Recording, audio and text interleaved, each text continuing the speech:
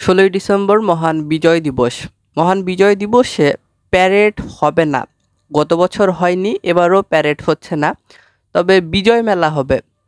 প্রিয় দর্শক, আজ স্বরাষ্ট্র উপদেষ্টা গণমাধ্যম কর্মীদের সঙ্গে আলাপকালে আসন্ন মহান বিজয় দিবসকে ঘিরে সরকারের যে সকল পরিকল্পনা আছে, যে সকল পরিকল্পনা সরকার গ্রহণ করেছে সেগুলো গণমাধ্যম কর্মীদেরকে জানান স্বরাষ্ট্র উপদেষ্টা। তখন তিনি বলেন, গত বছর যেমন প্যারেড এর আয়োজন করা হয়নি, প্যারেড হয়নি, ঠিক তেমনই গত বছরের ন্যায় এবারও প্যারেড হচ্ছে না, প্যারেড হবে না।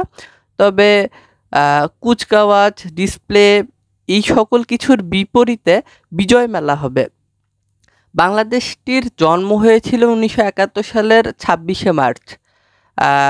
একটি স্বাধীন সার্বভৌম রাষ্ট্র হিসেবে বাংলাদেশকে স্বাধীন ঘোষণা করা হয়। ঘোষণার মধ্য দিয়ে শুরু হয় স্বাধীনতা আন্দোলন। দীর্ঘ 9 মাসের এই স্বাধীনতা আন্দোলনের পরে 16 ডিসেম্বর 1971 বাংলাদেশ বিজয় অর্জন করে একটি স্বাধীন সার্বভৌম রাষ্ট্র হিসেবে বিশ্বের মানচিত্রে জায়গা করে নেয়। লাল সবুজের একটি নতুন পতাকার জন্ম হয়। বিজয় দিবস বাংলাদেশের প্রত্যেকটা নাগরিকের কাছে অত্যন্ত সম্মানের, আবেগের, মর্যাদার একটি দিন।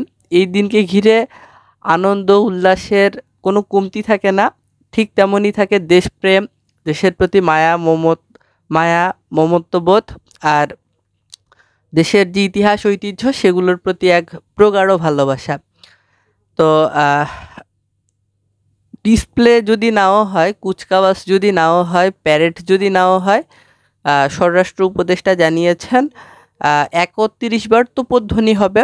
জাতীয় স্মৃতিসৌধে প্রধানমন্ত্রী, প্রধান উপদেষ্টা ও মহামান্য রাষ্ট্রপতি তারা বীর শহীদদের উদ্দেশ্যে শ্রদ্ধা নিবেদন করবেন এবং বিজয় মেলা প্রত্যেকটা জেলা উপজেলায় অনুষ্ঠিত হবে বলে গণমাধ্যমকে জানিয়েছেন স্বরাষ্ট্র উপদেষ্টা জাহাঙ্গীর আলম চৌধুরী।